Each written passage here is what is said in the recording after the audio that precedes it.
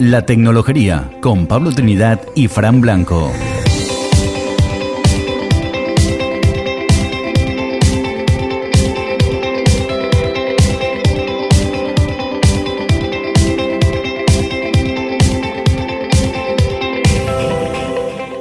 Hola y bienvenidos a La Tecnologería, un podcast en el que damos a conocer a empresas y personajes influyentes en el mundo de la tecnología y que están, hoy no en nuestro entorno cercano, sino un poquito más lejos.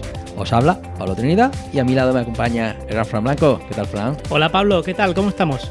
Pues hoy nos vamos a coger un vuelo a la otra punta de la península casi. Por ejemplo, sí, quien dice vuelo puede decir también ave o lo que le venga. O Skype, venga, sí, va, que es más barato, efectivamente. Sí, y nos vamos por recomendación de nuestra querida invitada Isa, que pasó por aquí hace un par de programas, y que le dijimos, señálanos a alguien. Y estamos probando esto de señalar, ¿no? Sí, sí. Yo creo que señala demasiado bien, así da gusto que te señalen, ¿sabes? Ahí estamos. Y ha nominado al siguiente, y así al siguiente, y esperemos que esta cadena no tenga fin. Efectivamente. Y por muchas temporadas. Así que vamos a ver qué podemos encontrar en Cataluña. Vamos a echarlo. Vamos.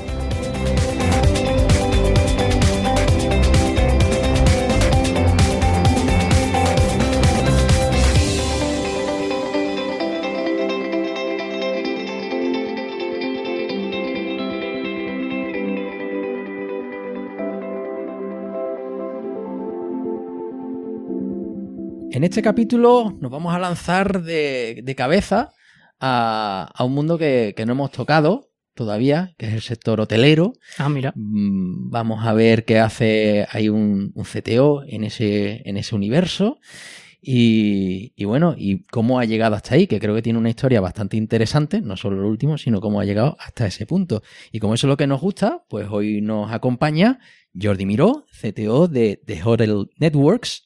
¿Y qué tal, Jordi? ¿Qué hay? Buenas tardes, ¿cómo estáis? Pues bueno, aquí ya sabes, como oyente reciente de nuestro podcast, por señalamiento, que empezamos siempre con una pregunta culinaria. Efectivamente. Yo creo que, y además es que pega, ¿no? Porque ya que estamos, ¿no? Cada vez que salimos fuera, más o menos vamos por lo mismo. Ahí estamos.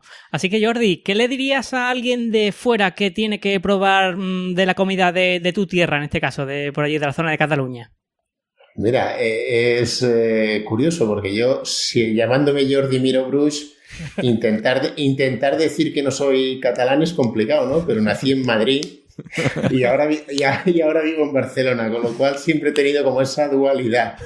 Pero sin lugar a dudas, si tiene que venir a Cataluña a comer algo, pues oye, lo primero que me viene a la mente es un pan tomàquet con un buen embutido.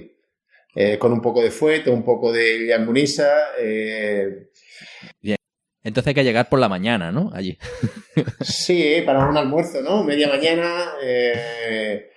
Y si es fin de semana, pues acompañado de un buen chato vino, pues ya es ideal, ¿no? Pero sí, para la mañana el almuerzo es fantástico.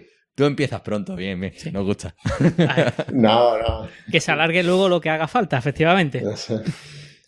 Muy bien, bueno, pues yo creo que ya tenemos, digamos, el hielo roto. El hielo roto, ahí estamos. Y entonces vamos, yo creo que a ubicarte, ¿no? En este momento. Así que por saber a dónde nos dirigimos, ¿a qué se dedica The Hotel Network? Bueno, The Hotels Network lo que intenta es ayudar a optimizar y maximizar la conversión de usuarios en las páginas web de los hoteles. Los hoteles tienen un problema que es cuando las reservas de las habitaciones no se hacen a través de su web, sino a través de terceros, tipo Expedia o Booking, pues tienen que pagar unas comisiones y si son capaces de que esas transacciones se den en sus páginas web, pues obviamente tienes un margen mucho mejor. Entonces, lo que nosotros hacemos es proveerles de una plataforma con diferentes productos que les ayudan a mejorar esa conversión en sus páginas web. Que bueno, además en esta época veraniega y demás, fijo que alguna vez te habrás fijado en algún producto de estos, sí, seguramente, porque ahora estamos todos de venga a coger un hotel o algo para irnos de vacaciones. Eso será tuyo, me estoy haciendo una casa, así que... Ahí está. Hay que ahorrar. Son cuestión de prioridades, como yo lo llamo siempre. Ahí está. Bueno, y la cosa es, ¿y qué hace un CTO, ¿no? En The Hotel Network?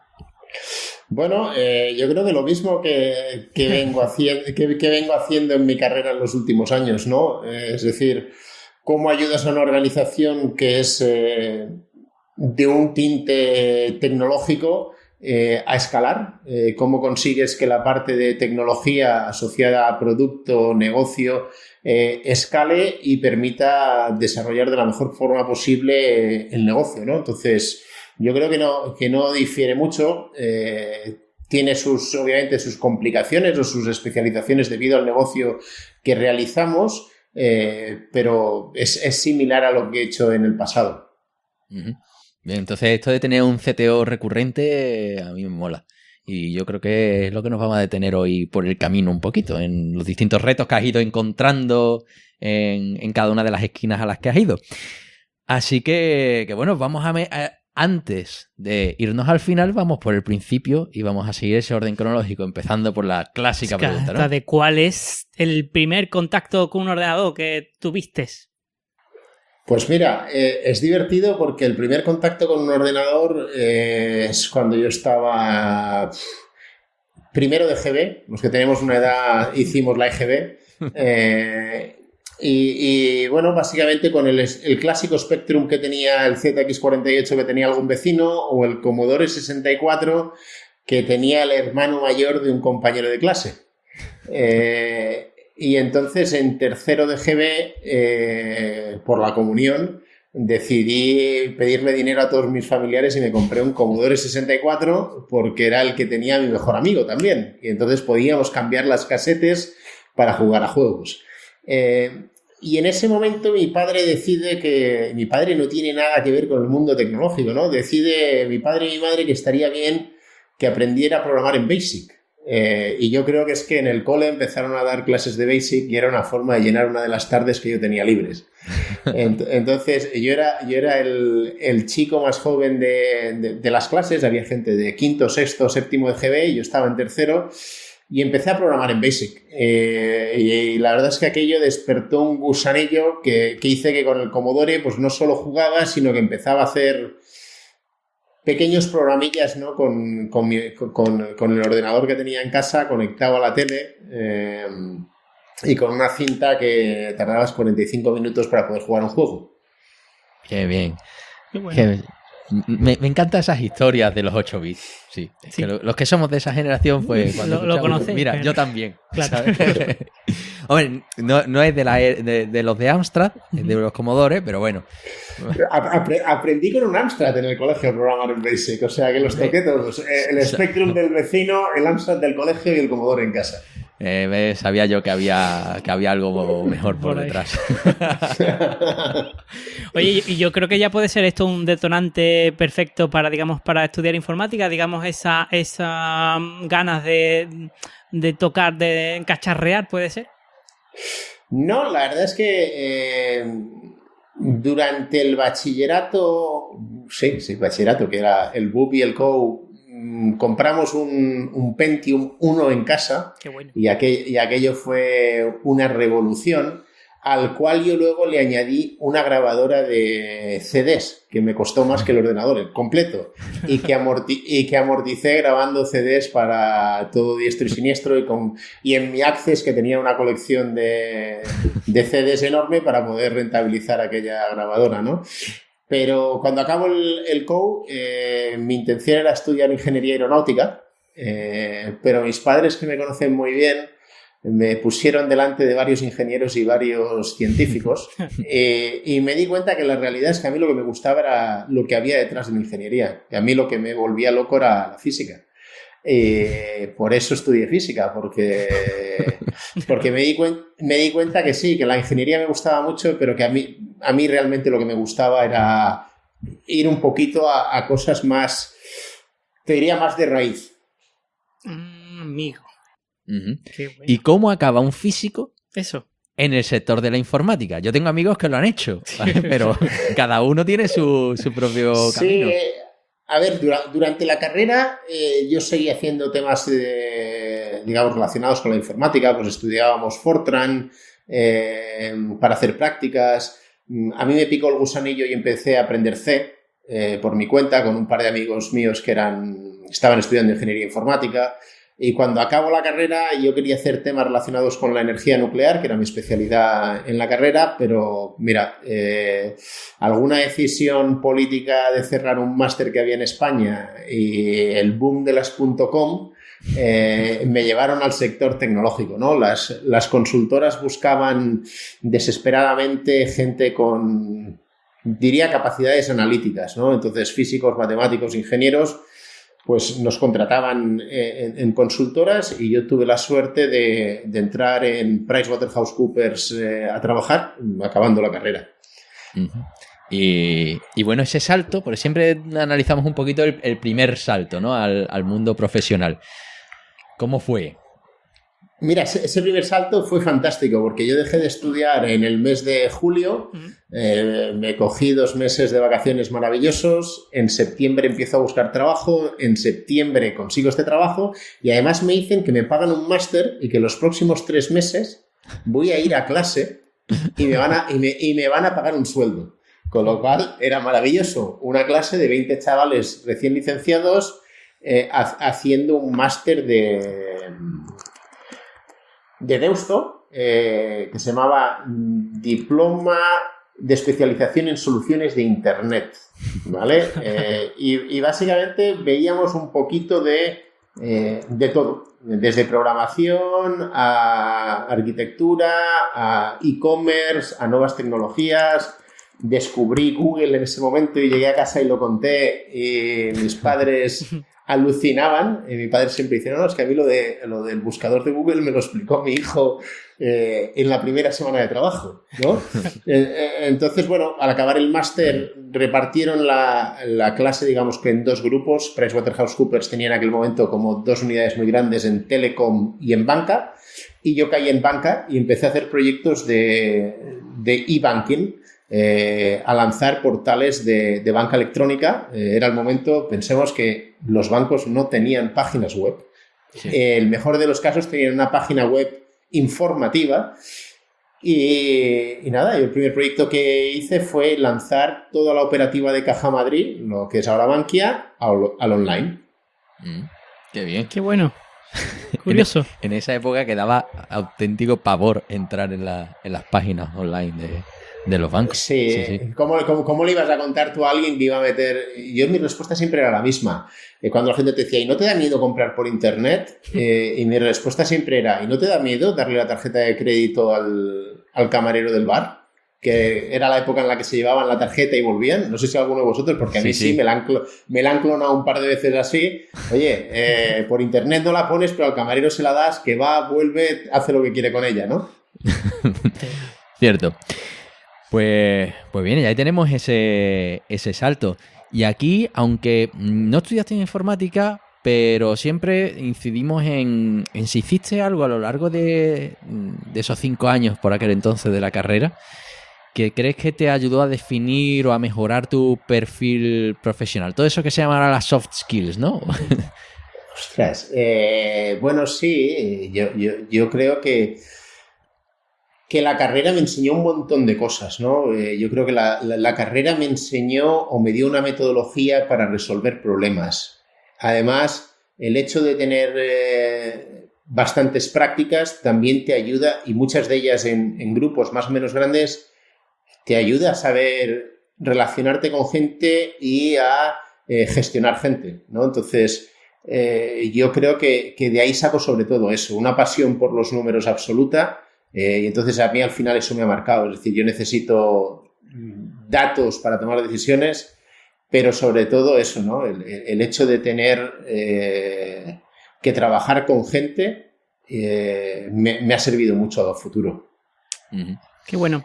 Bueno, yo creo que podríamos seguir con la historia, ¿verdad? Sí, vamos a tirar del hilo. Efectivamente, estábamos en Caja Madrid, ¿no? En Caja Madrid, ¿no? Y tal. ¿Y cómo es el siguiente salto, digamos? ¿Cómo llegamos a la siguiente empresa? Bueno, digamos, ese equipo que hicimos el proyecto de Caja Madrid, luego dimos varias vueltas por varios proyectos similares y ahí a PricewaterhouseCoopers la división de consultoría la compra IBM. Y cuando nos compra IBM, pues digamos que la forma de trabajar era muy distinta, ¿no? Entonces, el tipo de carrera profesional que a mí me ofrecía IBM no era la que yo quería en aquel momento. Y entonces decido dar un salto y me voy a trabajar a otra consultora, a lo que es hoy Everis, que era en aquel momento DMR Consulting. Es verdad. Sí, claro, es que los que tenemos cierta edad hemos visto algunos nombres, ¿no? De hecho, yo trabajé en Everis cuando justo se hizo el cambio de nombre. Y bueno, yo estaba trabajando en un proyecto en Inglaterra y veo que se acaba el proyecto y que voy a tener que volver a Madrid. Y la verdad es que volver a IBM no era lo que me apetecía en aquel momento. Y Everis o DMR había ganado un proyecto para Caja Madrid y buscaban gente, digamos, una posición intermedia entre el gerente y el equipo de desarrollo que les ayudara y que además tuviera conocimiento de la casa.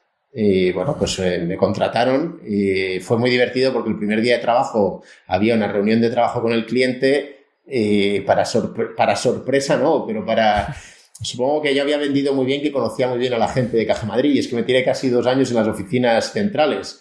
Y claro, cuando entré en la sala de reuniones conocía a todo el mundo que había sentado, ¿no? Entonces fue como una buena entrada, ¿no? Fue como, oye, lo que te había dicho era cierto, yo a esta gente la conozco, ¿no? Y nada, estuve en Everis un par de años haciendo proyectos para bancos, para Caja Madrid, para BBVA, siempre alrededor del mismo tipo de arquitecturas Java, con arquitecturas de IBM que conocía muy bien, con lo cual me sentía muy cómodo desarrollando un poco y gestionando equipos, porque yo había hecho eso un par de años atrás, ¿no? Y me había picado muchas líneas de código y entendía bastante bien la arquitectura y las necesidades.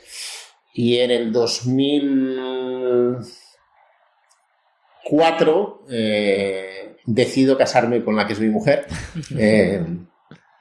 Les digo en la compañía que mi mujer es venezolana y que nos gustaría irnos a vivir lo más cerca de Venezuela posible. Y bueno, quedamos que sí, que como quedaba un año, que lo íbamos a ir buscando, ¿no? Ese proyecto que estuviera lo más cerca posible de Venezuela para que me permitiera a mí seguir con un trabajo que me gustaba mucho de consultoría y a ella estar más cerca de su casa. Ah, qué bien. Qué bueno, qué cambio da la vida, ¿no? Así de repente. Ahora a ver si tienes forma de decirlo. Bien, entonces, ¿cumples con tu amenaza? ¿Y te vas a Venezuela? Bueno, ¿qué pasa? Que un mes antes de casarme la consultora no tiene claro dónde me pueden mandar. Y bueno, pues al final es porque mi carrera profesional iba progresando entre la consultora, entonces no es tan fácil mover gente en perfiles cada vez más altos, ¿no? Y había como 5 opciones, desde México hasta Chile. Y yo lo que les venía a decir es, oye, yo si no ha de ser Centroamérica o Colombia, irme a México o a Chile es estar igual de lejos de Caracas que estando en Madrid, con lo cual prefiero quedarme en Madrid, que tengo mi casa, mi familia y mis amigos, ¿no?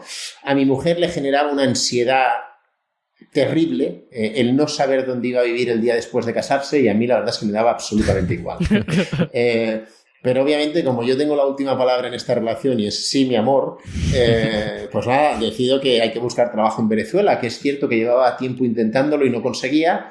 Y 3 semanas antes de casarme hay alguien que me ofrece una oportunidad. Me ofrece una oportunidad, tengo un par de llamadas por Skype y me hace una propuesta en salario en millones de bolívares que a mí me suena a ciencia ficción. Millones, cuando ya habíamos pasado de los millones de pesetas a los miles de euros, pues entonces llamo a mi mujer a las 2 de la mañana y le digo, oye, cariño, ¿con esto podemos vivir? Y ella, sí, tranquilo, con esto vivimos. Mentira. Pero bueno. No te dio por mirar el cambio en Google, ¿no? Bueno, sí lo miré, pero al final miras el cambio, pero oye, ¿cuánto de caro es la vida, no? Claro.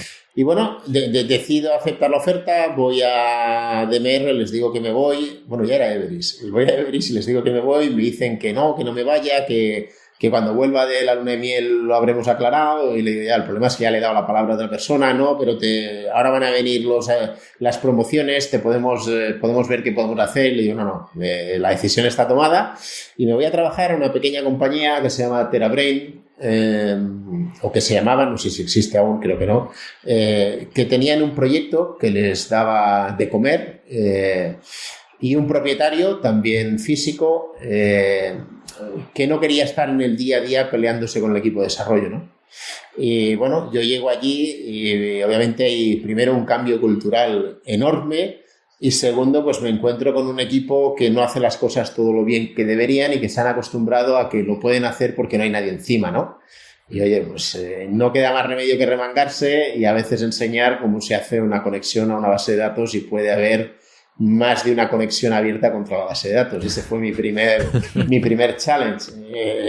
Y además eran ingenieros informáticos. Me decía, oye, el pool de conexiones existe por algo. O sea, aquella teoría de que solo podía haber una conexión, se habían inventado un framework propio y no usaban ningún framework, digamos, tradicional y eso pues obviamente no era lo más apropiado. Y nada, empiezo a trabajar y por desgracia me aburro. Y Jordi Miró aburrido es muy pesado. Pero claro, ¿cómo le dices a tu mujer que te acabas de mudar de país, que te acabas de casar, que te aburres? ¿No? O sea... pero bueno, al final, al cabo de poco, yo creo que no había llegado ni a 2 meses, me atrevo y una mañana se lo digo. Y me dice, oye, pues haz 2 cosas. Por un lado, ponte a buscar otras opciones aquí y por otro lado, habla con tu jefe. Y la misma situación, hostia, ¿cómo voy ahora a decirle a este señor que me aburro? Pero lo mismo, oye, que te armas de valor y se lo dices. Y lo que me dice él es, oye, muy sencillo. Mientras el proyecto que tenemos siga funcionando y siga generando los ingresos que genera, el resto del tiempo haz lo que te apetezca, usa los recursos de la oficina y a ver qué haces, ¿no? Y a mí me llamaron la atención 2 cosas. La penetración de los móviles en Latinoamérica era superior a cualquier cosa que yo había experimentado y yo veía consultoras y empresas vender proyectos como los que yo había vendido 5 años atrás en Europa, ¿no? Entonces dije, oye, aquí he de ser capaz de hacer algo, de inventarme algo, ¿no? Y fue, digamos, mi acercamiento al emprendimiento, que es decir, sin ser yo el propietario ni nada, pero tener la libertad y el tiempo para crear productos o servicios y ver qué demonios pasaba, ¿no? Siempre teniendo un ojo muy encima de lo que era el proyecto que hacíamos y que nos daba de comer a todos. Entonces, casi que estabas con ese libro de apuestas, ¿no? De Regreso al Futuro, ¿no? Sí. Y eso yo creo que fue lo que me lanzó a emprender, ¿no? Porque yo dije, ostras, no me apetece nada ponerme a vender proyectos, arquitecturas o soluciones que hice hace 5 años, ¿no? Qué aburrido. Yo quiero poder hacer cosas nuevas, ¿no? Y entonces decidí, digamos, jugar en dos, hacer como 2 MVPs diferentes. Uno relacionado con los medios de pago a través de teléfono móvil. Hablamos de SMS, ¿vale? Hablamos del año 2005-2006, ¿vale? No había iPhone, no había Android. Y básicamente creamos un prototipo para hacer transacciones bancarias con SMS y ligadas a impresoras fiscales, de forma que tú pudieras hacer transacciones, incluso pagar, y que el recibo que obtuvieses fuera legal, ¿vale? La penetración de la banca en Latinoamérica versus la penetración de los móviles es brutal. No sé cómo estará ahora, pero entre el 20 y el 30% tenían penetración a la banca y por encima del 100% a los móviles. Y dije, pues ya está, ya veo cómo va a pagar la gente, ¿no? Entonces hice este MVP y se lo presenté a bancos y nadie me lo creía hasta que un grupo bancario venezolano, al cual me une mi relación familiar a través de mi esposa, me dijo, oye, nosotros estamos creando un banco nuevo donde queremos que el teléfono sea el centro de uso, ¿no? Y dice, oye, pues mira lo que tengo yo, pásate por la oficina y te enseño. Y obviamente efecto demo, cuando vas a hacer la demo pues se ha caído la señal de móviles alrededor de la oficina,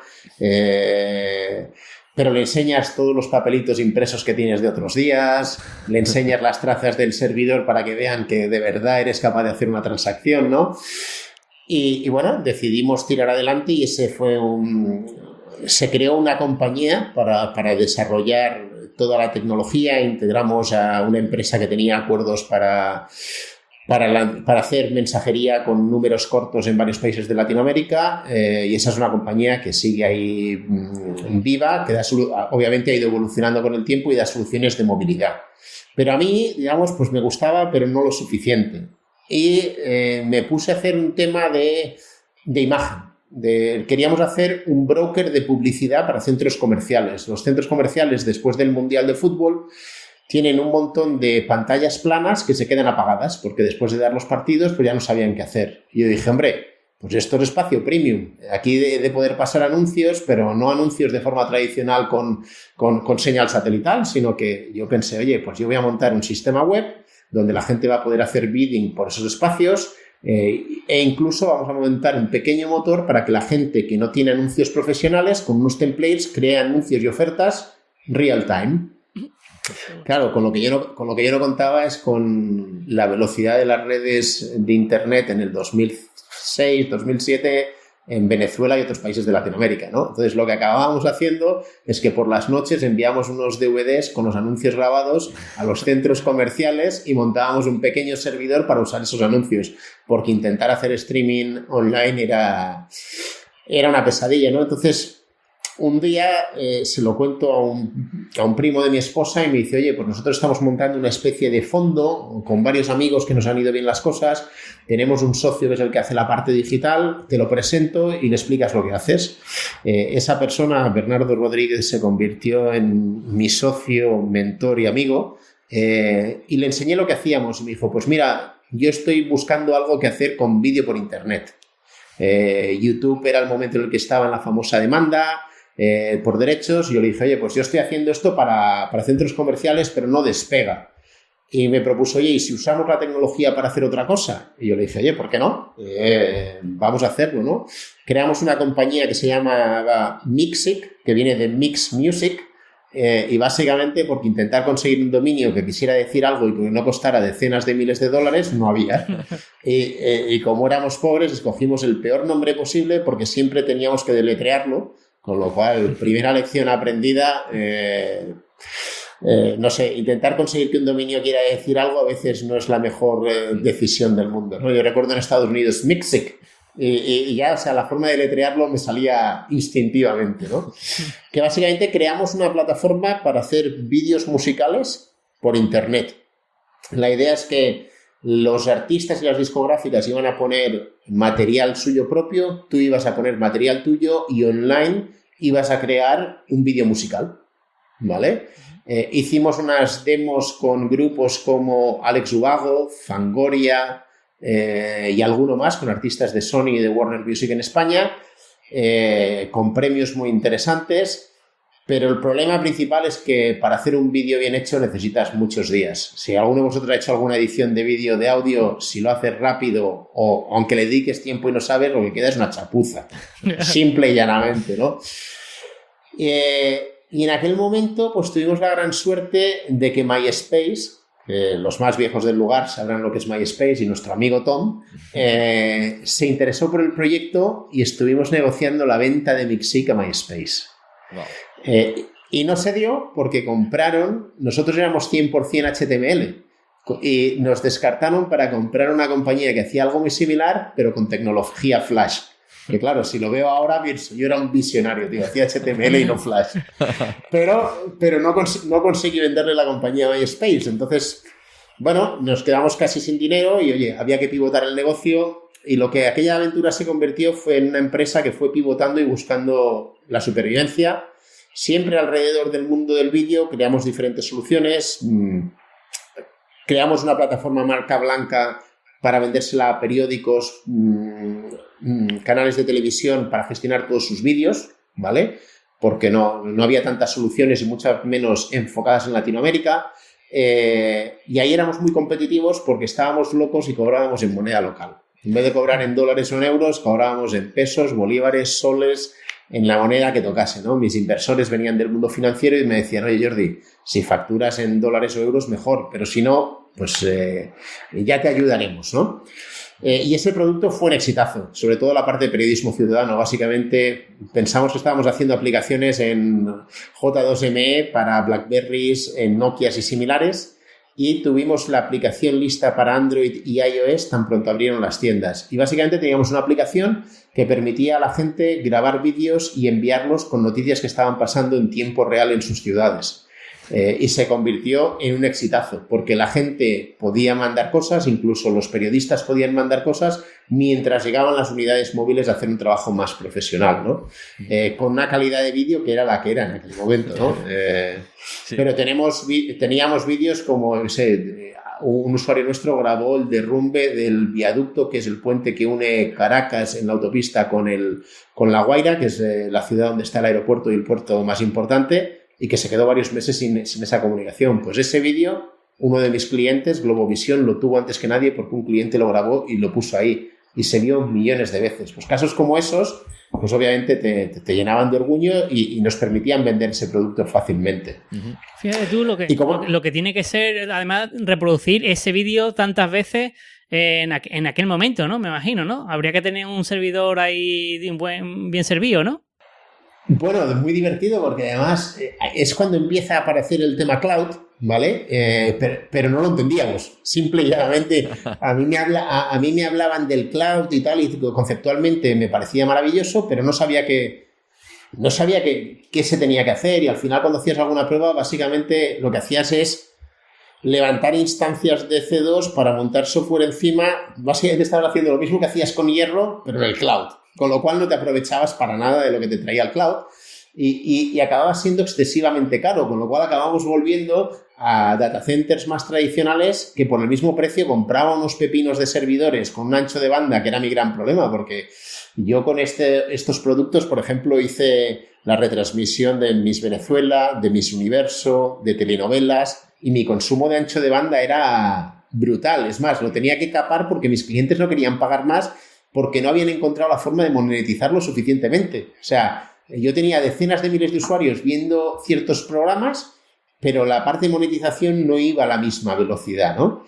Y desde el punto de vista técnico, unos retos de escalabilidad brutales. La de noches que he pasado yo, en ese momento nacían mis hijos con el bebé en una mano y en la otra en el teléfono, y a la vez con el ordenador al lado levantando servidores y bases de datos, ¿no? Y es cuando empiezas a aprender de verdad lo que es escalar un sistema y que se te caiga en el momento más crítico, y el cliente que llama y te amenaza que no te va a pagar, tus trabajadores que no habían hecho guardias hasta entonces, que los levantas un sábado a las 3 de la mañana. Sí, los primeros problemas de tener una operación real en producción.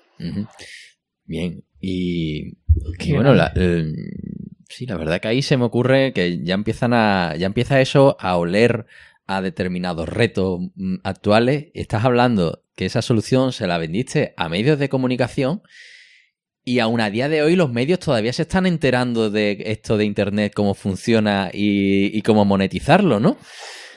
Entonces, 12 años, ¿no? Que puede haber pasado prácticamente de aquello. Sí, del 2008 al 2010 estuve haciendo eso, sobre todo. Claro, pues en 10 años todavía los medios se están empezando a enterar de esto y siguen con el papel, obsesionados, y saben muy bien cómo vender publicidad en papel, ¿no? O en la radio cómo vender su publicidad, en la tele cómo vender sus anuncios, pero ese salto a Internet les está costando aún a día de hoy todavía, ¿no? Bueno, yo creo que lo tienen muy claro. Tienen muy claro que el digital es el presente, no el futuro, pero tienen un legacy muy grande. Yo siempre hago una pregunta: ¿cuántos de vosotros habéis comprado un periódico en el último mes en papel?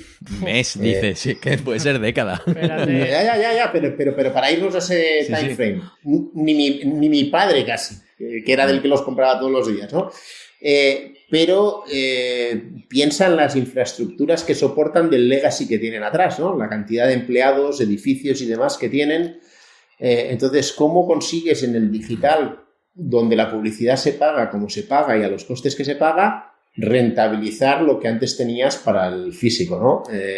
Y por eso empiezas a ver medios 100% digitales que hacen las cosas de otra manera, ¿no? Yo creo que el gran reto de los medios, como de otras muchas industrias, es la famosa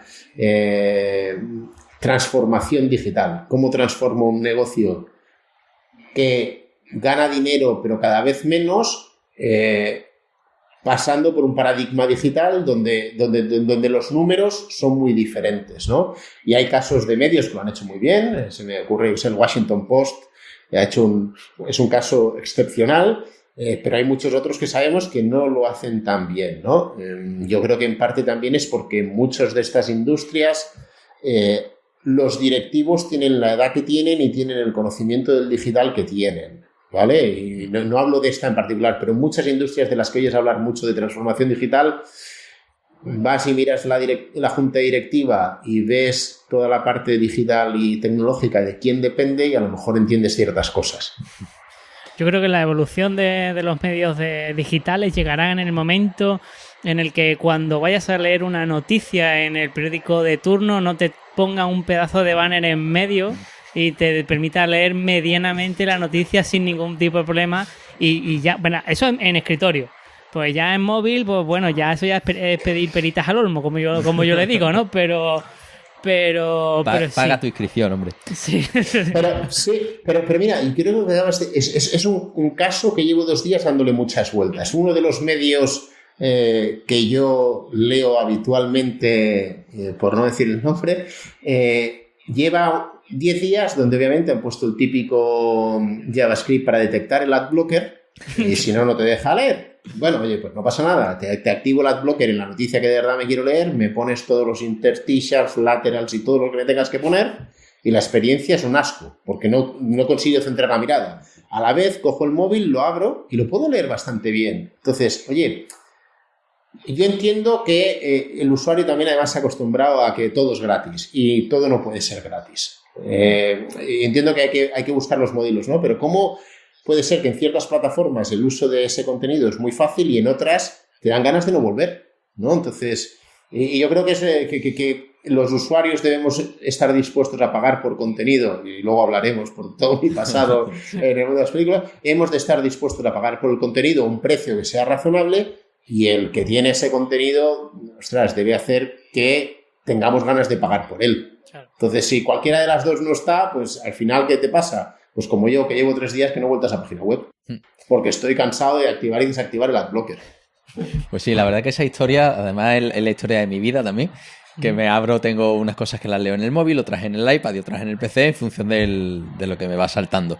Y llega un momento en el que si tengo mucho interés, me voy y edito el HTML para quitarle todo, el no scroll se lo pongo, porque soy así de borrico y como siempre es igual, llega un momento en el que lo haces en 10 segundos, ¿no? Y te acabas leyendo la noticia sin tener que pasar por ese trauma, ¿no?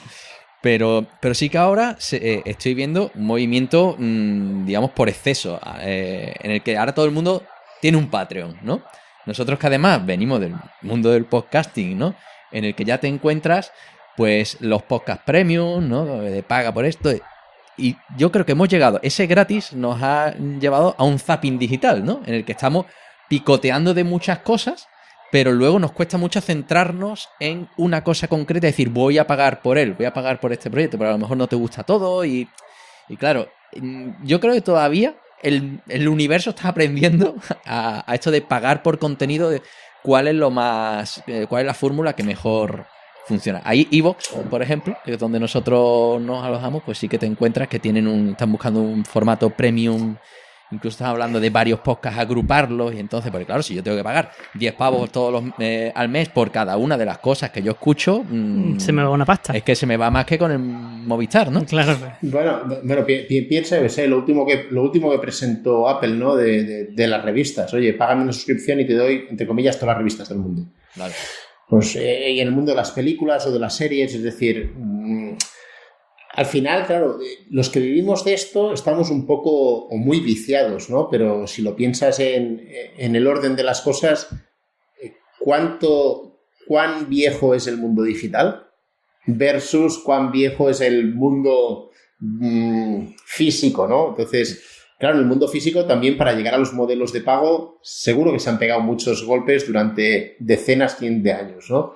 En el nuestro es que llevamos 2, 3 decenas de años y además con una base de usuarios muy diferente, ¿no? Entonces yo creo que los números interesantes empezamos a tenerlos ahora, en los últimos años. Sí, y además que nos encontramos, por ejemplo, en el mundo del videojuego, que ahora te encuentras que tiene el otro día, tenía el NBA 2017, pues ya los servidores están apagados desde principio de año, ¿no? Tú dices, un juego que tiene 1 año y medio de recorrido, ¿no? Bueno, sale en el 16, ¿no? 2 años de recorrido.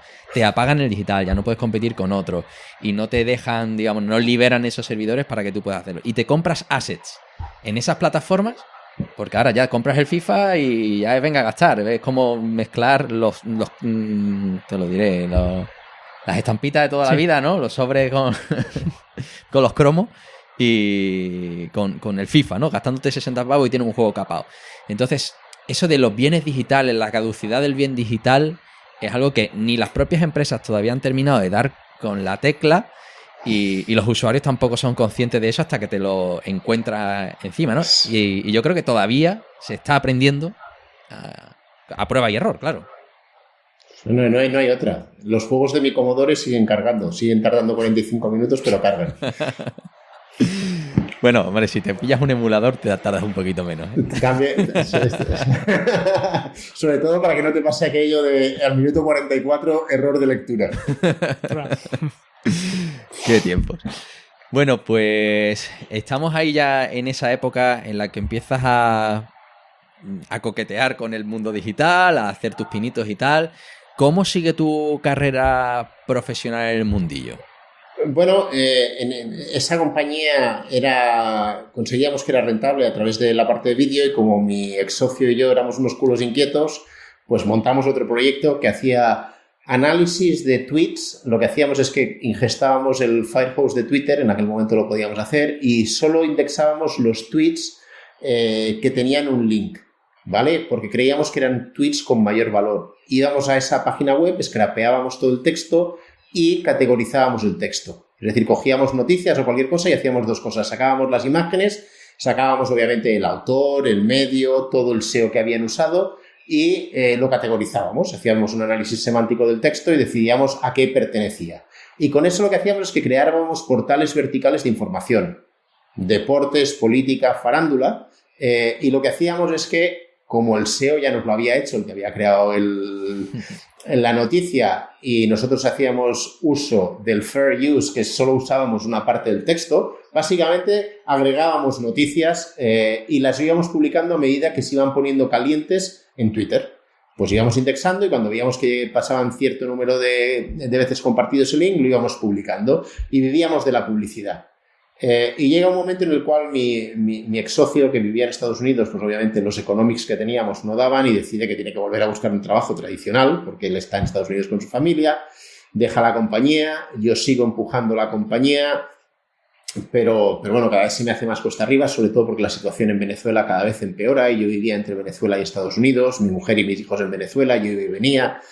Y tenemos, un día tomo la decisión que potencialmente o me mudo a Estados Unidos o tengo que hacer algo, ¿no? Entonces aplico a la visa americana. Nuestra compañía siempre había tenido la compañía matriz en Estados Unidos y el proceso se demora más de lo que me hubiera gustado y una semana decido venir a España. Decido venir a España con el objetivo de buscar clientes, desarrollar yo software en Venezuela porque los costes laborales eran muy bajos, mudarme yo a España y estar yendo y viniendo, ¿no?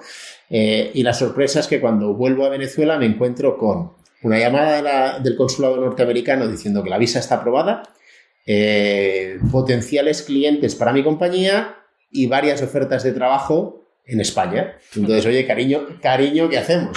Entonces, bueno, lo primero que hago es ir a hablar con mis inversores a ver cómo hacemos para irme a Estados Unidos y la situación económica de todo había cambiado y lo que habíamos acordado pues no era exactamente lo que podíamos hacer y entonces pues con todo el dolor de mi corazón decido que no lo voy a hacer, pero nos aparece en ese momento la oportunidad de vender la división, digamos, que teníamos de este análisis de Twitter y se la vendimos a una empresa inglesa.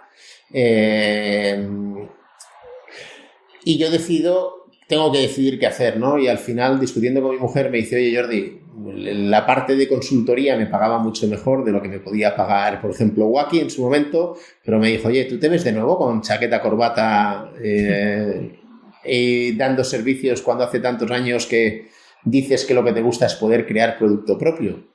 Y le digo, pues la verdad es que no, y además tuve la suerte en ese momento que mi abuela me dice que me presta un piso en Barcelona y que básicamente pague yo los gastos de comunidad y poco más, y entonces digo, hombre, pues en estas condiciones yo de vídeo creo que sabía un poquito, llevaba unos cuantos años pegándome con el mundo del vídeo y digo, oye, pues entonces habrá que aceptar la oferta de Wacky, ¿no? Y un día 24 de abril del 2011 lunes de Pascua, festivo en Barcelona, empecé a trabajar en Wacky, que en mi casa alucinaban. Además me vine solo, mi mujer y mis hijos vinieron 4 meses más tarde, yo viví con mi abuela 4 meses y el lunes de Pascua, después de comer, le digo a mi abuela que me voy a la oficina, que hay junta directiva.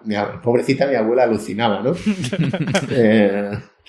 Y ese fue mi regreso a España y mi inicio en Wacky, ¿no? El 24 de abril del 2011, Wacky yo soy el empleado número 5 de Wacky, de eso me enteré el día que hicimos la venta porque nos pidieron la base de datos de empleados.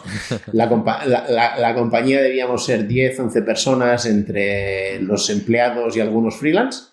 El equipo de ingeniería éramos 3 personas y una part-time.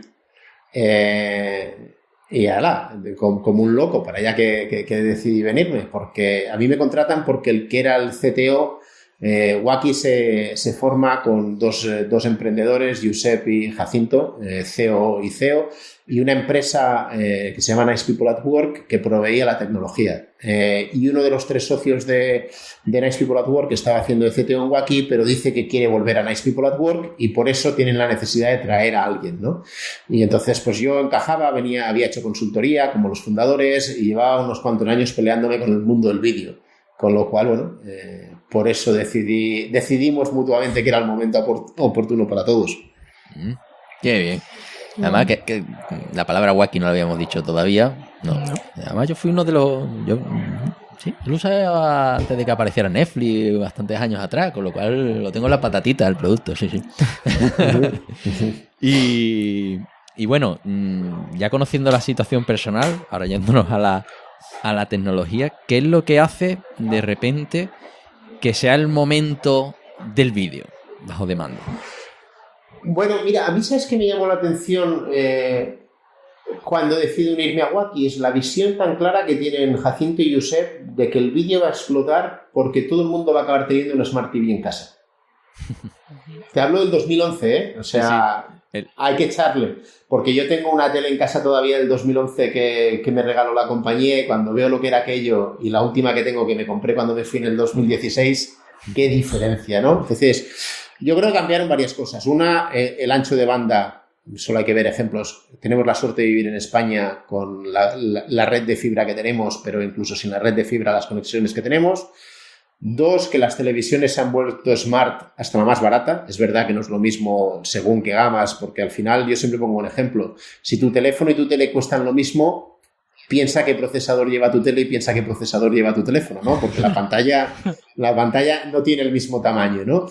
Pero en general, pues obviamente las teles se han vuelto más capaces, pero el ancho de banda sobre todo. Ahora todo el mundo puede ver contenido en un teléfono, en una tableta, en su consola o en las teles, ¿no? Entonces yo creo que el hecho de que el ancho de banda estaba ahí ha facilitado que que los productores empujen contenido y que las plataformas donde se ve finalmente apuesten por ello, ¿no? Pero yo recuerdo que cuando nosotros en el 2011 contábamos esto, mucha gente nos decía que estábamos locos y muchos competidores nuestros se centraban en la web y nosotros teníamos claro que había que centrarse en televisiones conectadas y cualquier dispositivo con pantalla grande donde se pudiera ver contenido. Que si tú querías ver pelis y series, no querías verlo en una calidad de peor calidad, iba a decir cutre, querías verlo en la misma calidad que ves la tele en tu casa, ¿no? Y cuando eso se hizo una realidad, sin tener que hacer experimentos raros, ni que tu primo, el informático, viniera a casa a instalarte un media center y explicarte cómo cambiar 3 cables, sino que en el propio mando de la tele lo podías hacer, yo creo que eso fue el gran boom del vídeo en Internet. Uh-huh. Sin quitar, obviamente, otro tipo de contenido como es YouTube, que a mí es una plataforma que me fascina y me vuelve loco. Pero quiero decir, si hablamos de contenido largo o a partir de series y tal, lo que hace es que el hecho de que las teles y similares estén conectadas y que el ancho de banda esté ahí, hace que puedas disfrutar de contenido premium como lo hacías antes con el cable y la tele. Aquí recuerdo yo, además, que hubo una época de que se promocionaba junto con el Chromecast. No sé en qué año, que claro que fue para los que a lo mejor la tele dejó ya de mantener la actualización de software y tal, fue una forma de dar el salto desde el móvil a la gran pantalla. Y yo creo que fuisteis la primera plataforma en implantarlo, ¿no?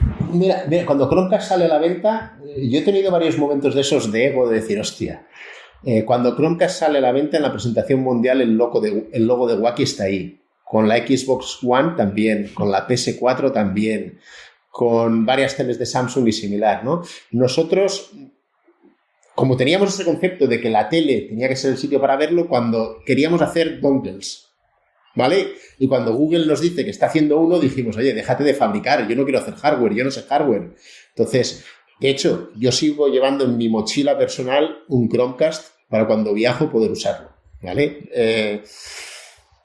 Yo creo que además a nosotros nos pasó algo muy bueno. Nosotros hicimos una promoción con un fabricante de teles y al cabo de un año desactualizó su sistema operativo y nos dejó fuera. Y la de emails que recibíamos de clientes diciendo, oye, me compré la tele porque teníais esta oferta y ahora no os puedo ver.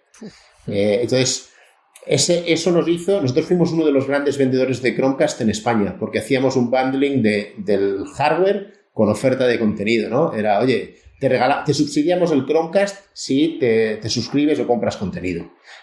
¿Por qué? Porque una vez lo probabas y funcionaba, seguías alquilando películas, ¿no? Entonces, oye, si no tienes una tele smart, pero desde tu teléfono o desde tu ordenador puedes enviar una película a la tele, yo estoy más que contento de financiarte los 25 euros que cuesta el dispositivo. Sí, es más, yo tengo... Mi Chromecast viene de ahí. Sí, es que era muy conocido en canales de Telegram y tal, sí. De chollos y estas cosas, la oferta de Wacky. Venga, a ver cuándo sale la próxima oferta de Wacky que me cojo el Chromecast y tal. Aquí lo tengo, de abril del 2015. Ahí compré mi Chromecast, mi primer Chromecast. Sí, claro. Sí, claro. Y tengo 2 Chromecast por vuestra culpa. Mira, ya para reírnos más, ayer mi gran amigo José Monleón, que sigue trabajando en Wacky, abrió el armario de los recuerdos y salió la promoción de Chromecast. Empezó a mandarnos... Tenemos un grupo de WhatsApp de ex trabajadores o ex 5 o 6 amigos de Wacky, que luego cada uno ha hecho lo que ha tenido en gana o ha podido, ¿no? Pero José y Leandro siguen allí. José empezó a mandar fotos de esas promos y de algunas anteriores. Y claro, la verdad es que una lagrimilla echó más de uno. Sí, además, vamos, cada vez que echaba gasolina te regalan. Vamos. Era mi videoclub oficial. Ese, el de Cepsa y Wacky, la culpa es mía. Pues gracias a ti he visto alguna mierda de película. De esta dices, no pagaría por ella, pero si me la pones tan barata, venga, vamos a probar. Venga. Pues sí. La verdad que por eso digo, me toca mi patatita. Y todavía recuerdo además el día... ¿Cuándo entró Netflix? Seguramente tú recuerdes la fecha mejor, que le disteis la bienvenida a España y todo. Sí, con Bienvenidos Mr. Marshall. Una película que mi suegro adora y casualmente José Monleón también, y decidió que la mejor forma de darle la bienvenida a los americanos era con un tweet con una escena de Bienvenidos Mr. Marshall, ¿no? A ver, y yo creo que Netflix nos ha hecho un favor a toda la industria. Más allá de la competencia y demás. Ha democratizado y ha hecho popular el consumo de contenido... el consumo de contenido, ¿no? Entonces, el hecho de que la gente se haya acostumbrado a ver series y películas por internet, yo creo que son gran parte de los culpables ellos, primero con contenido de terceros y ahora con un contenido propio maravilloso, ¿no? Pero sí, o sea, yo recuerdo con cierto miedo y cierta cosa que venían los americanos y que íbamos a desaparecer todos los locales, ¿no? Y ahí sigue Wacky, ¿no? Pues con presencia en todos los países de Europa, en 45 países. Y para mí seguirá siendo Wacky, aunque ahora sea Rakuten TV y yo sigo llamándole Wacky. Sí, eso me recuerda ¿cómo se llamaba este libro del que hemos hablado? Enganchados, ¿no? Era el Hooked, ¿no? O algo así. Sí, creo que era el Hooked, ¿no? Que hablaba al principio del problema de crear hábitos, ¿no? Claro, sí.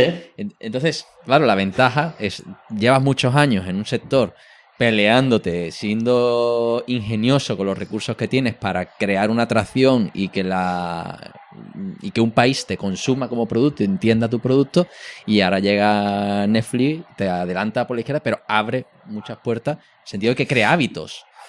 Sí, hombre, yo me acuerdo cuando nosotros lanzamos en Inglaterra, a nosotros nos dijeron lo que meses antes se había gastado Netflix en abrir Inglaterra. Había órdenes de magnitud de diferencia, ¿no? Entonces, obviamente, llegar a su nivel, pues es muy complicado, pero crea el hábito y crea el mercado, ¿no? Entonces, luego tienes que encontrar cómo puedes competir tú dentro de ese mercado, ¿no? Y nosotros vimos que en la suscripción por economía iba a ser muy complicado, pero que en el videoclub tradicional teníamos mucho margen. ¿Por qué? Porque teníamos un posicionamiento en todos los dispositivos conectados que no todo el mundo tenía, porque teníamos ganas de establecer relaciones win-win con fabricantes, con productores, con distribuidores, y no todo el mundo tenía esas ganas, ¿no? Y eso nos hizo sobrevivir y seguir creciendo, ¿no? Obviamente, todo esto de la mano de un padre nuevo, que era Rakuten, que nos compró en el 2012 y que apuesta económicamente por la compañía. Qué bien. Bueno. Oye, ya con el paso del tiempo, ahora ya en 2019... ¿no crees que puede haber una saturación ahí ahora de proveedores ahora que dice que viene la Disney y que vienen 2 o 3 actores más por ahí? No, yo creo que lo que pasa es que todos se han dado cuenta que explotando sus contenidos pueden sacar dinero, ¿no? Netflix hace muchos años que dejó de comprarle a Disney y a otros. El problema lo tenemos los usuarios. Yo no sé cuántas suscripciones pagáis vosotros, pero en mi casa este mes he dado de baja alguna, pero yo estaba pagando Netflix, Wacky, HBO, DAZN, Movistar con todos los paquetes que te puedas imaginar, el Spotify, y me dejo unos cuantos profesionales, ¿no? ¿Qué pasa? Que es que ahora el Disney lo pagaré seguramente. El problema es si somos capaces de encontrar un precio que tenga sentido, ¿no? Yo creo que aquí quien peor lo va a pasar son las telco, ¿no? Porque el deporte me gusta mucho y hay cierto deporte que todavía tienen las telco, pero en cuanto a contenido de series y pelis no me aportan nada. O muy poco.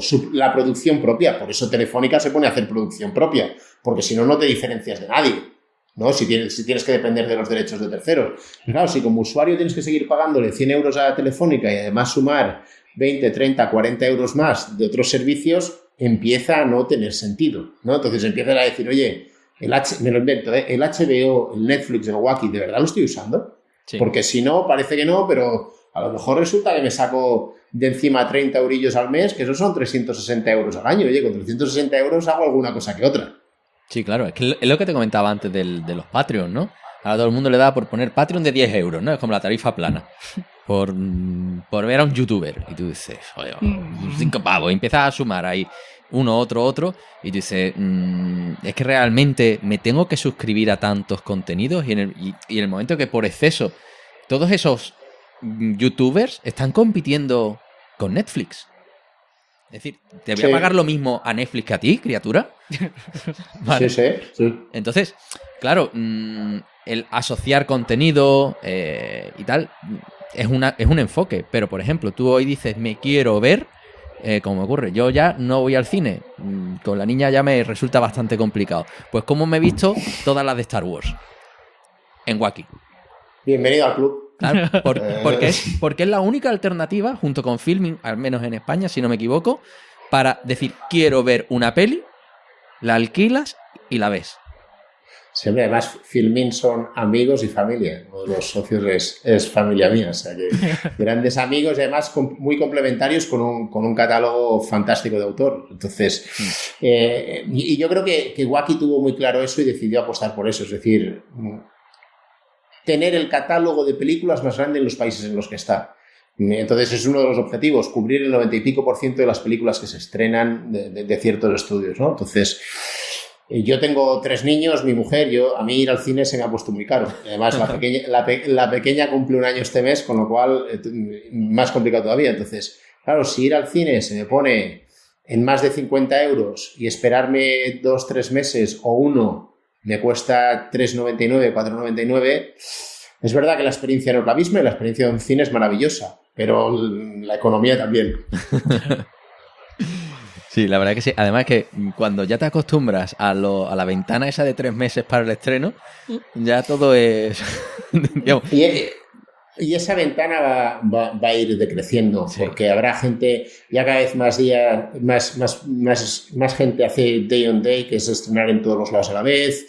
Hay productoras, Wacky está haciendo experimentos de producir contenido y estrenarlo también el mismo día. Esas 3 meses tienen sentido por el modelo de ventanas de publicación que veníamos heredados de las televisiones, cines y demás. Y eso se va a ir acortando. El usuario no quiere esperar 3 meses a poder ver una película. Es más, yo sé que se están haciendo pruebas en muchos sitios de ¿tú pagarías en vez de 3,99 más dinero por poderla ver a la vez que en el cine? Yo sí. Siempre que me salga más barato y conveniente que ir al cine, oye, pues yo a lo mejor 8 euros pagaría, porque si pongo a los 4 que somos en casa, sigue saliendo infinitamente más barato que los 40 y pico que me sale del cine. Claro. Tú te compras las palomitas y ya está. Sí, sin problema. Claro. Sí. Y además puedo pararla para ir al baño y todo lo que tú quieras. Sí. Claro, que sí. Es todo ventaja. No tiene que aguantar al otro comiéndose las palomitas, además como suena, el niño chillándole. A tu niño los aguanta, pero por lo menos no da por saco a otro. Pero los demás no. Además, yo creo que pagaría más en el cine, por ejemplo, en secciones sin niños y demás. Adult only. Sería fantástico. Como en las bodas, ¿no? Que igual dices, niños no. Ahí está. Cuando tú quieras. O los hoteles, ¿no? Efectivamente. Los pet friendly. Muy bien. Bueno, ahí la verdad que yo creo que además es un tema que también como consumidor nos llama la atención, ¿no? Y bueno, ¿cómo te das si hablas con tanta pasión de ese trabajo y te lo pasaste tan bien? ¿Cómo de repente en 2016 decides abandonar el barco? Bueno, simple y llanamente estaba cansado. Cuando empiezas a ir a disgusto a la oficina todas las mañanas y no te entiendes con tus socios y ves la vida de otro color y ves que no acaba de arreglarse, pues alguien tiene que salir, ¿no? Y en este caso, pues yo no era el CEO. Entonces yo hay un día que tomo la decisión de irme. Y se lo comunico y bueno, pero no te vayas, no vengo a pedir permiso, vengo a anunciarlo, pero vengo a que lleguemos a un acuerdo para hacerlo bien. Oye, este es mi hijo y yo no voy, por más, me da igual lo que diga el contrato, yo no voy a salir corriendo de hoy para mañana, ¿no? Entonces, bueno, al final llegamos a un acuerdo y estuve un tiempo trabajando full time y luego fui, digamos, yendo menos a la oficina, pero era como tener una red de seguridad si pasa algo. Jordi estaba en una llamada de teléfono ya un cuarto de hora en la moto de la oficina. Y finalmente en septiembre del 2016 pues me desvinculo de Wacky y le prometo a mi mujer que no voy a volver a montar una startup en mi vida, que hace 10 años que ella me sigue por el mundo y yo a ella con lo bueno y lo malo, porque claro, aquí todo el mundo habla de lo bueno, pero cuando hay que pagar nóminas y como dice el gran David Bonilla, las nóminas son sagradas, y no hay dinero en la caja y hay que poner dinero tuyo y para poner dinero tuyo tienes que hacer malabarismos financieros. Eso que hablan de ingeniería financiera, joder, yo he aprendido un montón, ¿no? Pues eso al final tiene un peso en la familia y en la persona, ¿no? Y entonces yo le prometo a mi mujer que voy a buscar trabajo en una empresa grande, estable, bien pagada y que nos permita vivir con tranquilidad. Y en eso me pongo. Pues además, yo me voy de Wacky sin tener nada. O sea, no necesitaba una descompresión. Es la primera vez en mi vida. Yo cuando he dejado los trabajos me he ido un viernes y el lunes empezaba el siguiente. Nunca me había cogido ni un día entre medias, ¿no? Entonces, aprovecho para ponerme a programar un poco. En Wacky habíamos programado en Ruby on Rails, pero yo nunca lo había hecho y yo tenía como una sensación de deuda con la comunidad, por más que hayamos contribuido mucho, y me pongo a aprender a programar en Ruby on Rails de verdad. Por las mañanas me busco un coworking y me pongo a hacer cositas y entrevistas, ¿no? Y en un momento donde tengo dos procesos de selección muy avanzados, uno en Londres y uno en Barcelona, a la vez he llamado a amigos inversores, emprendedores, a decir, oye, si veis alguna oportunidad interesante, avisadme. Iñaki Arrola, de Cafán, me dice, oye, deberías hablar con Iñaki Cenarro, que quiere montar algo. Y le digo, oye, Iñaki, es que yo no quiero montar nada. No, llámale. Y digo, sí, pero diciendo, oye, sí, pero paso. Y él hace lo mismo con el otro Iñaki, e Iñaki me manda un email. Oye, Jordi, ¿por qué no tomamos un café?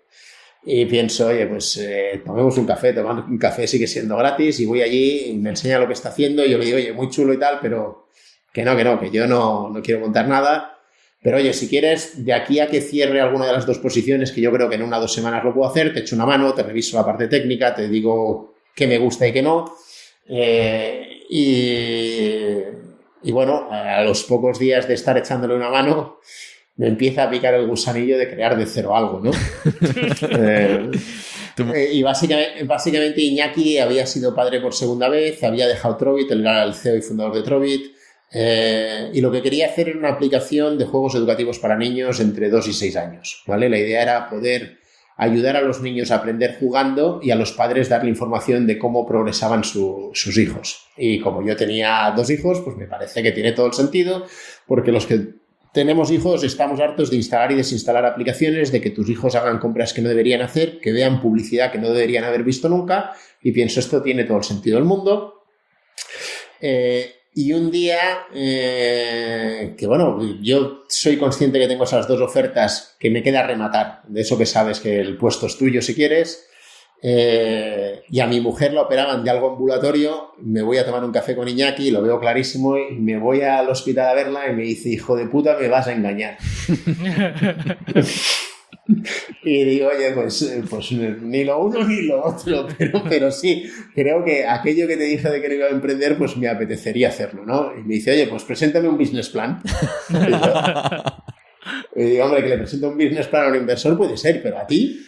Sí, oye, mira, Jordi, si quieres emprenderlo, lo entiendo todo lo que me dices, pero asegúrame que hay dinero para hacer lo que quieres hacer y que tus hijos no van a notar el cambio.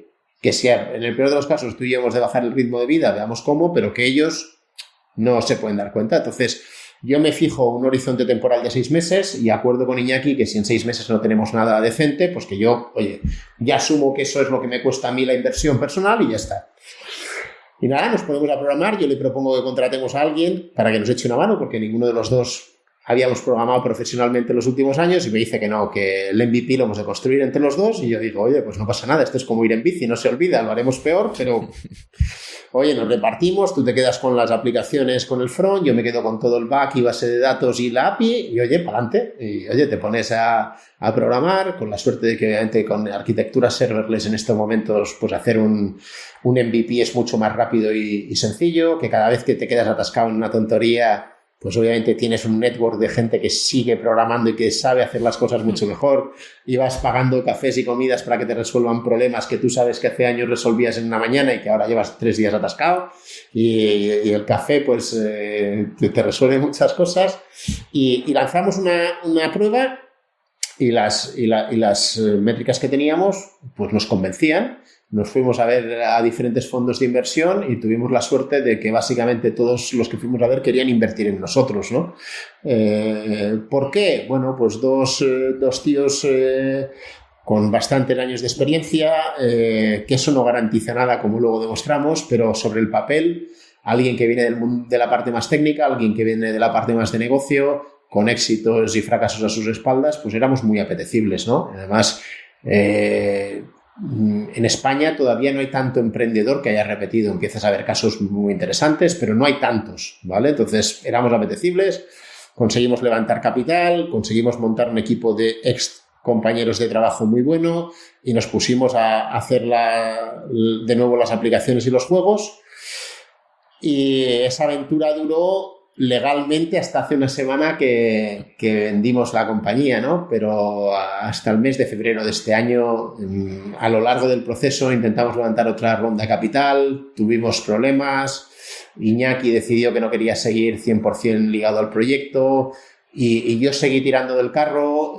pero acabé quemado, simple y llanamente lo que se dice burnout, con ataques de ansiedad en urgencias de un hospital. Y decidí que mi familia no se merecía eso. La verdad es que me costó mucho tomar la decisión, porque yo tengo un sentido de la obligación muy fuerte y me sabía muy mal por mis trabajadores, por mis inversores, pero cuando acabas 2 días en el hospital con los mismos síntomas, pues quizás es el momento de parar, ¿no? Y entonces decidí que, con todo el dolor de mi corazón, pues era el momento de asumir las pérdidas hemos encontrado un nuevo hogar para Learning, un nuevo equipo que lo va a tirar adelante. Espero que sea un éxito y yo podré decir dentro de unos años que yo tuve culpa en ello y que K, que confió en mí durante todos estos años, pueda obtener beneficios de la inversión que hizo, ¿no? Bien, la verdad que parte de esa historia me suena. Sí. No, y evidentemente, esto además hace poco hablando con David Bonilla me decía, me gustó esa frase del trabajo de un empresario es transformar un mundo variable en un mundo fijo, ¿no? Que esto esa parte de la nómina y a mí me estresa muchísimo. Y es una parte de cuando no ves que las cosas no tiran, que gastas más de lo que ingresas, que vas viendo ese contador que va para atrás, ¿no? El del tiempo y del dinero, ¿no? Y todo eso estresa. Y sobre todo si cuando dejas de tener la oportunidad de decir, me voy mañana, ¿no? Que es ese exit, el poder parar mañana cualquier proyecto, te da una tranquilidad que creo que te ayuda a evitar muchos estreses, ¿no? Y ansiedades. Sí, lo que pasa es que, ostras, en general cuando te pones a crear algo y emprendes, va más allá de lo racional. Si no lo harías en muchos casos, ¿no? Sí. Y saber decir basta es muy complicado. Muy, muy complicado. Sí. Si estás tú solo es diferente, pero cuando ya has liado a gente... Pero luego resulta que a lo mejor te preocupa en nuestro sector. Si un proyecto se va a la mierda, mañana el equipo puedes colocarlo. Es decir, la gente se puede buscar otros retos, pero hay muchas veces que incluso te lo tomas como algo personal, una decepción contra ti mismo, ¿no? Tú dices, no quiero decepcionar a esta gente y hace hasta... Y a lo mejor la salida está incluso en los propios trabajadores que pueden encontrar un hogar mejor también, ¿no? Mira, yo solo puedo hablar bien de mis trabajadores, que estuvieron muchos de ellos conmigo hasta el último momento, aportando todo lo que podían y más, y yo luego me ayudaron en todo el tema de cerrar la compañía y yo tuve la suerte de poder ayudar a muchos de ellos a encontrar un nuevo empleo. Y a muchos de ellos los volvería a contratar hoy con los ojos cerrados. Por desgracia, como han encontrado algo hace poco, pues me parece poco ético tocarles la puerta. Entre otras cosas, porque además a muchos de ellos los han contratado amigos míos. Con lo cual, claro. Entre bomberos no se pisa la manguera. No, y es que es eso, en esta búsqueda tan intensiva de talento, de gente con los tiros dados, ¿no? Y gente que resuelva. Si tú tienes un equipo con el que estás contento, al final es fácil levantar teléfono, recomendar a la gente y adelgazar un equipo, ¿no? Lo que pasa es que, claro, para tener ese plan, los planes de cierre son complicados porque es asumir una derrota pero bueno, que al final el asumir pronto una derrota te permite afrontar un éxito antes, ¿no? También. Sí, sin duda, y al final, por desgracia, el ser humano aprende mucho más de las cosas que nos van mal que de las que nos van bien, ¿no? Pero el dolor queda ahí. Totalmente. Bueno, y por ese camino, me has dicho que cerraste hace una semana, pero supongo que en este impasse en medio, porque hemos dicho que eres CTO en The Huddle Networks, ¿no? Sí, pues cuando obviamente decido que tengo que hacer todo el proceso de cierre, pero que obviamente llevo 2 años financiando buena parte de mi vida, ¿no? Pues obviamente hay que ponerse a facturar. Hay una familia que mantener, 5 bocas en casa, ¿no? Y pues empiezan a pegar gritos a diestro y siniestro, llamas a excompañeros, y tengo la suerte de tener buenos amigos, de haber hecho las cosas relativamente bien y que la gente pues te aprecie, y tuve la suerte de tener diferentes oportunidades. Y un buen amigo me presentó a Juanjo Rodríguez, el CEO de Hotels Network, y me dijo, oye, yo te puedo hablar maravillas en lo personal y en lo laboral, pero vete a verlo. Y la verdad es que cuando tienes una reunión y desde el primer minuto hay encaje, y yo creo que las dos partes lo ves y dices, oye, pues la verdad es que creo que puede ser la oportunidad, ¿no? La siguiente oportunidad que estaba buscando. Una compañía que tiene ya varios años trabajando, con buenos inversores y además conocidos y amigos detrás, con un problema que yo conozco, que es el de crecer, es decir, cómo haces que el equipo crezca de una forma ordenada y estructurada, y a eso he venido a ayudar a la compañía a hacer las cosas mejor, a asegurarnos que seguimos las prácticas estándares de la industria, porque al final es muy difícil inventar cosas nuevas, ¿no? Lo importante es hacer las cosas bien, y para hacer las cosas bien, pues la experiencia, el aprendizaje y alguna hostia que otra, pues vienen muy bien, ¿no? Entonces, si eres capaz de evitar alguno de esos problemas y eres capaz de aportar nuevas formas de hacer las cosas, deberías ayudar a la organización a finalmente conseguir mejores objetivos. Y esa es mi intención, ¿no? A transformar la forma en la que trabajamos para ser el motor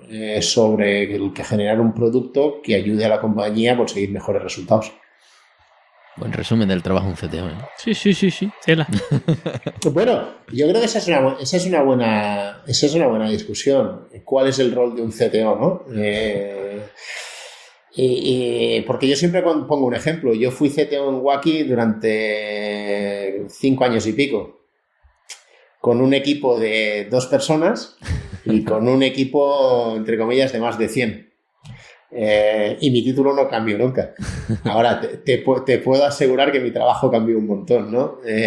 Pero aún y así, pues por eso esa eterna discusión de ¿el CTO debe ser el mejor programador o mejor ingeniero, o el CTO debe ser un gestor, o el CTO debe ser una mezcla de las dos? Bueno, para gustos, colores, y cada organización ha de encontrar aquello que le funciona. Claro, y también depende de eso, del momento, del tamaño, ¿no? Yo recuerdo aquí hablando en la primera temporada con Alberto García Vaquero, ¿no? Sí. Que él decía, mi trabajo es que los programadores estén felices, ¿no? Es decir, que no tengan ningún tipo de preocupación para que hagan lo suyo. Vale, eso puede ser cuando tú tienes pues 60, estás contratando a un ritmo constante, crece el negocio a un buen ritmo, no te tienes que preocupar de las ventas. Pero, no sé, en otros casos a lo mejor estás más preocupado por el producto, por el valor que ofreces al cliente, no te miras tanto el ombligo, no miras la producción como si fuera una fábrica de software y tienes que tocar otros palos, ¿no? Entonces, según la casuística de cada empresa, casi que esa T de CTO, ¿no? Es de total, ¿no? Al final estás tocando todos los palos, pero el software está en medio, ¿no? Es un producto, pero también un producto te ayuda a ofrecer servicios.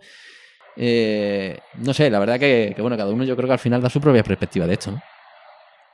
Así que... Sí, yo creo que tienes mucha razón. Yo creo que el estado de la compañía depende mucho, el negocio de la compañía depende mucho, pero es una discusión que sigue ahí latente, ¿no? Y que hay buenas descripciones. Hay gente que lo organiza mejor separando la parte de gestión de la parte técnica, y empiezas a ver las figuras de VP of Technology y CTO y cómo se reparten las tareas. No sé, yo creo que al final a mí ese es el reto que me gusta. A mí me gustan las personas. Sobre cualquier otra cosa, más allá de la tecnología y el producto, a mí lo que me gusta es el trato humano con las personas y ser capaces de generar dinámicas de trabajo lo suficientemente buenas como para que resolver problemas técnicos y de producto sea fácil, porque todo lo demás que tiene que ir alrededor esté en armonía. Bien. Bueno, la verdad que aquí ya hemos llegado a día de hoy, ¿eh? Es que tú tienes historia que contar, ¿eh? Y nos dejamos por el camino seguramente muchas cosas en el tintero, ¿no? Porque, bueno, al principio dijimos que nos íbamos a ir al sector hotelero porque es lo último con lo que estás ahora, ¿no? El tema de los hoteles no lo habías tocado antes, ¿verdad? No, de hecho, hay, digamos, 2 cosas curiosas. Yo no había hecho B2B SaaS desde mi etapa en Venezuela y Estados Unidos, con lo cual, oye, era un cambio interesante, ¿no? Llevaba muchos años haciendo producto para consumidor final, y el sector hotelero no lo había tocado nunca, ¿no? Con lo cual, obviamente, pues... una de las cosas que me apetecía era un sector del que no supiera nada, porque cuando yo decido, por ejemplo, salir de Wacky y lo hago público, ofertas para irme a competidores o, digamos, en el sector del vídeo y del streaming, tuve las que quise, ¿no? Pero no me apetecía, llevaba 10 años en el sector del vídeo y quería hacer otras cosas, ¿no?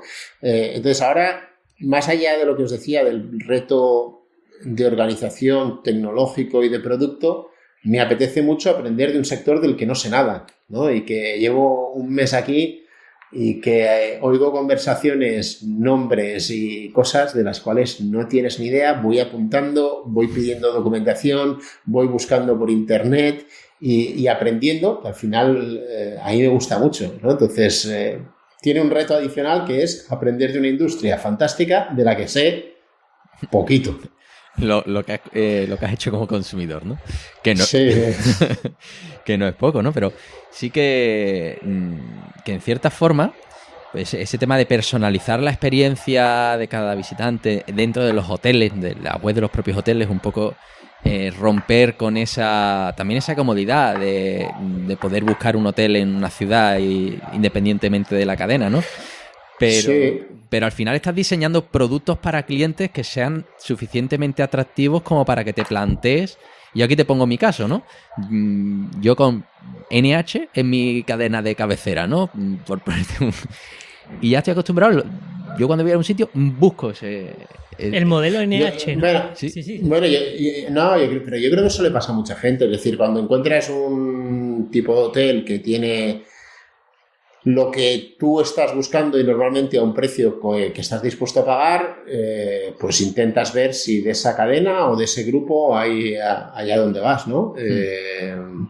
Y si además pues les haces la compra en su web, ellos están más contentos y claro. si es cliente nuestro, nosotros también, porque intentamos hacer que el cliente vuelva porque le conseguimos seguro que el mejor precio disponible, porque es uno de los productos que ofrecemos, es asegurar que el precio que vas a pagar es el más barato que hay en el mercado ahora mismo en ese hotel para esa habitación, y además el hotel encantado porque si se lo compras a ellos no va a tener que pasar por la comisión o impuesto revolucionario que le llamo yo claro. del revendedor de turno.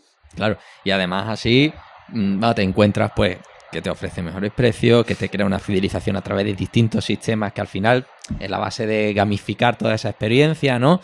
Y que poco a poco pues tú digas, me interesa seguir consumiendo este producto en lugar de la competencia, ¿no? Entonces, al final, quieras o no, aunque estés haciendo un producto B2B, pero están pensando en el cliente final, ¿no?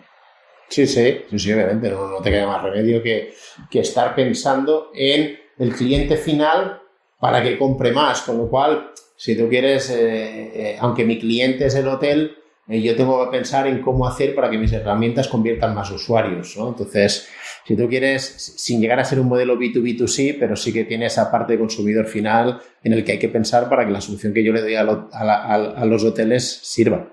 Uh-huh. Pues sí. Ahí, vamos, como llevas poquito tiempo, tendremos que te seguiré de cerca para ver cómo va evolucionando esto, ya ve que lo que vais haciendo. Y bueno, yo creo que aquí ya hemos hecho, porque tú tienes tela que cortar, ¿no? Hay mucho camino. Yo creo que vamos a ir ya a esa tercera sección, ¿no? De cómo otros pueden llegar hasta aquí, ¿no? Efectivamente. Así que, pero es una gran pregunta, ¿no? Porque después de todo este recorrido, en Jordi, para poder trabajar en tu sector, o sea, en tu sector, ¿sabes? O sea, como no ha sido amplio en varios sectores lo que has tocado, ¿qué camino recomendarías? A ver, yo creo que si alguien tiene interés por trabajar en el mundo digital, a mí una de las cosas que me gusta ahora mismo es que hay, digamos, el abanico de opciones en el mundo digital es enorme, ¿vale? Y no solo tecnológicas, sino de muchas otras áreas. Pero requiere de formación, ¿vale? Y esa formación, pues, puede ser reglada o no reglada, ¿no? Pero yo creo que es tener ganas e interés por trabajar en un medio, entre comillas, inmaduro. Es decir, un medio en el que tienes que estar obligado a aprender de forma continua. Un poco lo que decíamos antes, si lo comparas con otros sectores, pues es que somos un medio muy joven, ¿no? Entonces, yo creo que hay que tener ganas, hay que tener un espíritu de superación y analítico, ¿vale? Una de las cosas que a mí me gustan de nuestro sector es que en general todo se mide, ¿no? Y se toman decisiones. Pues bueno, a mí, por ejemplo, cuando hablamos de marketing, pero hablo con amigos que se dedican a comprar tele, pues claro, se me hace muy raro que no me puedan decir cuál es el coste por usuario. Sí, o sea, que es una de las bellezas que tenemos en el sector de Internet, ¿no? Entonces, yo creo que una vez tienes claro hacia qué tipo de profesión quieres tener, pues oye, hay que decidir dónde quieres aprender eso, Yo soy un fan de la universidad. Creo que a mí la universidad me dio una forma de estructurar y resolver problemas. Y de hecho, cuando trabajo con ingenieros, veo muchas veces muy claro aquel que ha estudiado ingeniería y aquel que no. Es verdad que creo que la academia debería hacer un esfuerzo por estar al día con las tecnologías que demanda el mercado y no siempre es así. También es verdad que en el mercado hay mucho hype y que hay cosas básicas que hay que aprender, pero sí que yo siempre, por ejemplo, que no estudié informática, en muchos momentos sufrí de no haber tenido una mejor formación porque había cosas que me costaba entender porque no había aprendido los fundamentos básicos, ¿no? Entonces, oye, temas de arquitectura, temas de ciertas áreas que tocabas menos y de repente tenías que tocar, ¿no? Entonces, yo creo que para alguien que quiera dedicarse al sector, dentro de que quieras hacer temas digitales, pues escoger hacia qué área del digital quieres hacer y formarte lo mejor posible. Una de las suertes que tenemos en este sector es que no hay paro. O hay muy poco paro, es decir, entonces, desde gente muy junior a gente muy senior, está más de tu lado el trabajar que otra cosa, ¿no? Entonces, ahora hay opciones de bootcamps, gente que se recicla para entrar en el sector, ¿no? Nosotros aquí tenemos a varias personas, en Wacky había contratado también a gente que venía de bootcamps, es decir, hay muchas formas de entrar en el sector. Yo creo que es una cuestión de tener ganas. El sector tiene tal demanda que lo que tú tienes que tener es ganas de estar en este sector. Uh-huh. Bueno, pues aquí vamos a coger dos máquinas del tiempo. Una para, ya que has comentado esto, si tú ahora te plantaras en ese año de COVID y tuvieras que elegir la carrera, ¿volverías a estudiar física? Sin lugar a dudas. Bien, es que con todo eso que has comentado de la tecnología, digo, a lo mejor es que te diera una finita clavada, pero no. No, porque fui muy feliz estudiando lo que hice. Y también te voy a decir una cosa, porque yo descubrí relativamente rápido que yo quería seguir ligado al mundo del desarrollo y de la tecnología, pero desde una vertiente diferente. No quería seguir programando, lo hacía bien, pero no era lo que más me gustaba. Uh-huh. Probablemente si hubiera querido seguir programando, y quizá eso viene que yo me veía que no tenía las bases que tenían otros compañeros, ¿no? Y a mí me gusta intentar ser bueno en lo que hago y pensé que a lo mejor con menos esfuerzo, porque yo soy muy práctico, podía hacerlo mejor en un área un poquito diferente. Si hubiera estudiado informática, probablemente a lo mejor hubiera tenido un desarrollo de carrera diferente. Me cuesta verlo porque a mí las personas me gustan más que otra cosa. Uh-huh. Muy bien. Bueno, y ya que estamos, si le pudieras decirle algo a tu yo de hace 10 o 15 años, ¿qué cosa le dirías? Hostia, qué pregunta más buena. Yo creo que le diría que no tenga miedo a intentar las cosas, pero que sepa analizar sepa decir que no. Que el corazón está muy bien, pero la cabeza también. Pero realmente lo que le diría es atrévete a hacer cosas que te gusten. Bien. Qué bueno.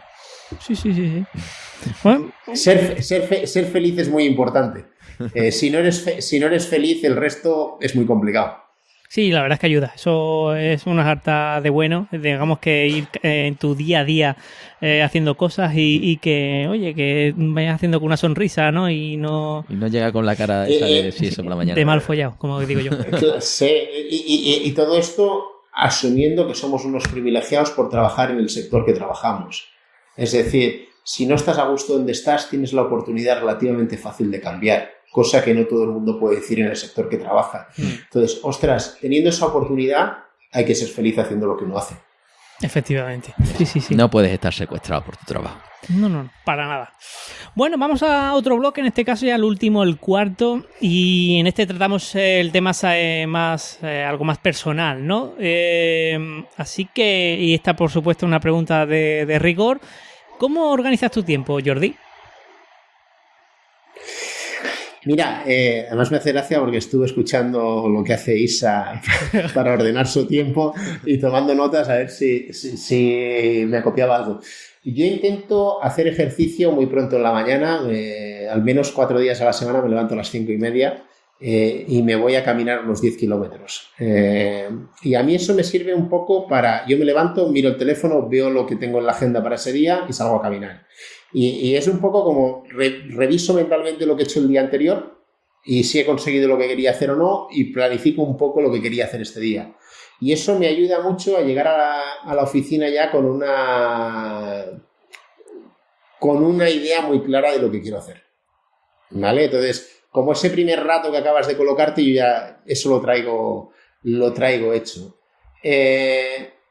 Yo tengo, dependiendo del momento, ¿no? Pero intento organizar el día. Yo soy muy productivo a primera hora de la mañana. Si pudiera, haría lo que mi padre, que es ir a trabajar a las 6 de la mañana, porque soy mucho más de mañana que de tarde, ¿no?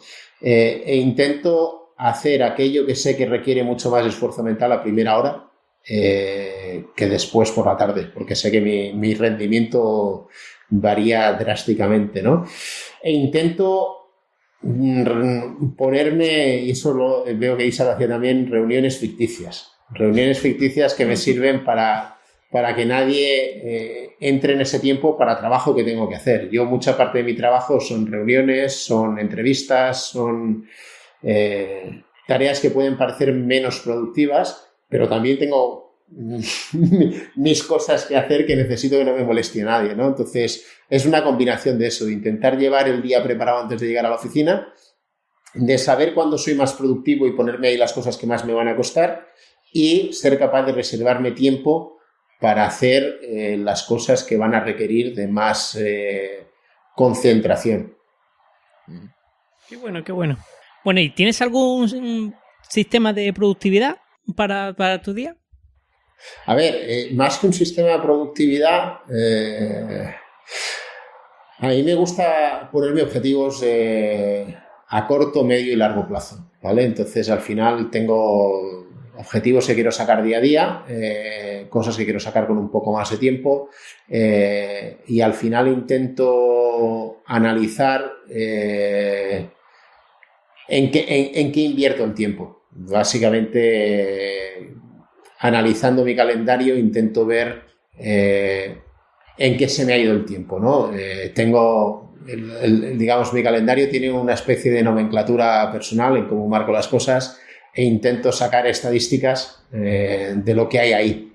Y básicamente eso me ayuda un poco a ver cómo de bien o mal gestiono el tiempo, y dos, eso contra los objetivos que me voy marcando, cuántos soy capaces de cumplir y en el tiempo que quería hacerlo o no. Pero es un método muy personal y muy rupestre. Alguno con un par de scripts guarros que he hecho con el tiempo, y otros pues a manija. Sí, yo creo que estamos viendo la tendencia de ir hacia lo más artesano y más básico. Después de tantas apps de productividad y tantas historias, yo creo que estamos implosionando, ¿no? Y bueno, es que al final yo creo que como no hay ninguna... Si hiciéramos un esfuerzo de adaptarnos a cosas existentes, pero sobre todo si tienes una edad, tienes ya unas querencias en hacer las cosas de una forma, ¿no? Entonces, como no hay ninguna herramienta que me permita hacer lo que quiero hacer de la misma forma, pues oye, yo hago las cosas como me gusta y como creo que las hago más o menos bien, e intento aprender para hacerlo lo mejor de otra forma. Y oye, pues al final un poco de artesanismo, y también me permite hacer alguna guarrada programando que de otra forma tengo poca oportunidad. Bien, entonces así un poco como resumen de esta parte del trabajo, ¿no? El tema del éxito, que nosotros lo simplificamos mucho, ¿no? Y nos vamos a... ¿Qué es el éxito? Ya no es que el éxito, es cuando terminas un día y dices, hoy ha sido un día bueno. Te iba a decir lo contrario. ¿Sabes cuándo ha sido un día malo? Cuando quieres que se acabe muy rápido, como fue el día de ayer. Desde media mañana ya vi que iba a ser un día de mierda, y oye, hay que capear el temporal, pegar 4 capotazos aquí y allá, hacer las cosas lo más profesional posible, pero que se acabe el día rápido. Para mí, un día que ha sido con éxito es el típico día en el que no quieres que se acabe porque te van saliendo las cosas rodadas, y 1, 2, 3, 4, y si pudieras 5 más, pues 5 más, ¿no? Para mí, y eso se ve en la felicidad y facilidad de hacer las cosas.